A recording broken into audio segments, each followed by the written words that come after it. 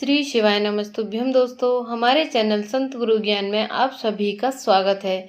सावन का पवित्र महीना चल रहा है। यह सावन का महीना पूर्णतः भगवान शिव को समर्पित होता है। सावन के महीने में अगर पूरी श्रद्धा भाव के साथ महादेव की आराधना की जाए तो वह कोई सा भी कार्य नहीं है जो संभव ना हो सके। तो महादेव की कृपा प्राप्त करने के लिए हमें सावन के महीने में महादेव की आराधना अवश्य ही करनी चाहिए। तो ध्यान रखना है दोस्तों कि सावन का जो महीना है उसमें पड़ने वाले जो सोमवार हैं उसका विशेष महत्व होता है। तो ये जो उपाय हम आपको बता रहे हैं वह सावन के सोमवार के दिन ही आपको करना है। इस उपाय को आप सावन में किसी भी सोमवार के दिन कर सकते हैं। तो पहला उपाय दोस्तों, आपको 1 बूंद घी से करना है। मात्र 1 बूंद घी से यह उपाय आपको करना है। ध्यान रहे दोस्तों, घी गाय का होना चाहिए। पूज्य गुरुदेव की ही कथा सुन करके आपको बताने का और समझाने का पूरा प्रयास कर रहे हैं। चैनल पर अगर नए हैं तो प्लीज चैनल को सब्सक्राइब करें। पहला उपाय, अगर आपके घर में क्लेश रहता है, जैसे पति पत्नी में ना बनती हो, माँ बेटे में ना बनती हो, घर में झगड़ा रहता हो, बहुत ज्यादा झगड़ा होता हो, कोई भी कार्य बन नहीं रहा है, या आपके घर में कोई दैवीय शक्ति नहीं है जिसके कारण एक दूसरे में बिल्कुल भी नहीं बनती है, तो इसके लिए आपको 1 कटोरी में थोड़ा सा गाय का घी लेना है। आप चाहें तो 2-4 बूंद ले सकते हैं, 1 चम्मच ले सकते हैं। उस घी को लेकर और 1 तांबे के पात्र में जल लेकर आपको जाना है भगवान महादेव के मंदिर में।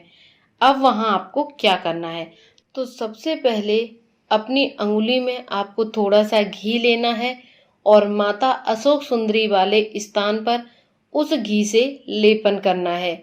जो आपने अपनी अंगुलियों में घी लिया है उन्हीं उंगलियों से माता अशोक सुंदरी वाले स्थान पर आपको लेपन करना है। पूरे हस्त कमल पर लेपन आपको नहीं करना है। उन्हीं उंगलियों को अपनी उस कटोरी में पोंछ देना है। चाहे आपकी उंगलियों में 1 बूंद ही घी हो, उसी घी को उस कटोरी में वापस पोंछ देना है। 1 बूंद घी भी अगर आ गया तो बहुत है। सावन में बहुत सी पूजा करते हो, माता अशोक सुंदरी वाले स्थान पर मात्र घी लगा देने मात्र से आपकी सभी समस्याएं, जीवन के सभी ग्रह क्लेश समाप्त हो जाते हैं। और 1 लोटा जल आपको महादेव के ऊपर समर्पित कर देना है। जब आप जल समर्पित करें तो आपको श्री शिवाय नमस्तुभ्यम या ओम नमः शिवाय का जाप करना है। और जो घी आपने कटोरी में अपनी उंगलियों से पोंछा था वापस उसे अपने घर लेकर आना है। उस घी से आपके घर के मुख्य दरवाजे के ऊपर 1 बिंदी लगानी है। अनामिका अंगुली से आपकी सभी समस्याएं समाप्त हो जाएंगी। दूसरा उपाय, विशेष मनोकामना पूर्ति उपाय। विवाह से संबंधित, गृह क्लेश से संबंधित, या आपका व्यापार या व्यवसाय नहीं चल रहा है, आपने बहुत से व्यवसाय शुरू कर लिए लेकिन कोई भी व्यवसाय आपका चल नहीं रहा है, घर में क्लेश बहुत रहता है, आपस में पति पत्नी की नहीं बनती है, या फिर ऐसा कोई कार्य है जो बीच में ही अटक गया है, वह पूर्ण नहीं हो रहा है, तो उसके लिए आपको क्या करना है। सबसे पहले आपको एक कच्चा सूत लेना है।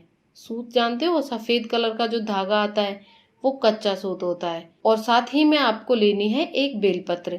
यह उपाय आप सावन के किसी भी सोमवार के दिन कर सकते हैं।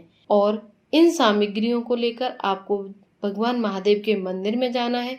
देखिए दोस्तों, अगर यह उपाय कोई पत्नी अपने पति को सुधारने के लिए कर रही है या उसे सही मार्ग पर लाना चाहती है, मनोकामना की पूर्ति के लिए, बच्चों की मनोकामना के लिए, या एग्जाम में पास हो जाएं, इस उपाय को पत्नी अपने पति के लिए कर सकती है, अपने बच्चों के लिए कर सकते हैं, या अपनी कोई मनोकामना है उसे पूर्ण करने के लिए कर सकते हैं।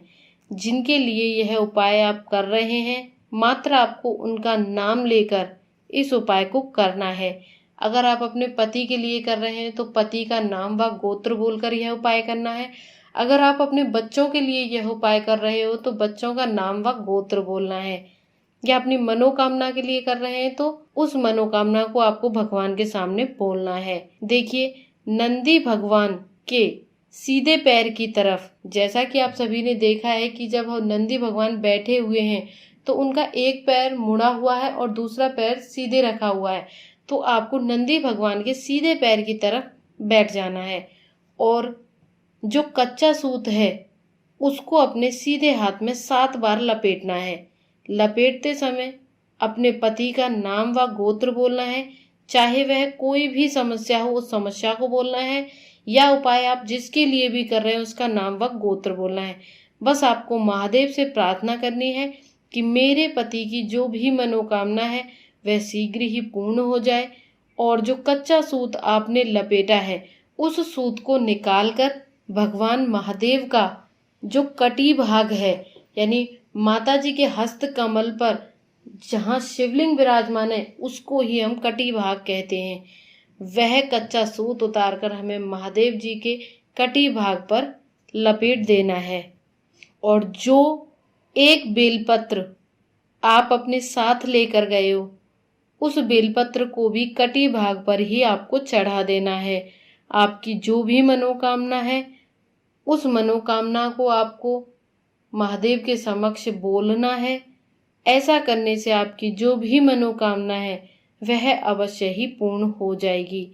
तो दोस्तों, अगर आपको हमारी वीडियो और वीडियो में बताए गए उपाय अगर पसंद आए हैं तो प्लीज़ हमारी वीडियो को लाइक करें, शेयर करें, चैनल को सब्सक्राइब करें। तो मिलते हैं अगली वीडियो में एक नए उपाय के साथ। Thank you friends.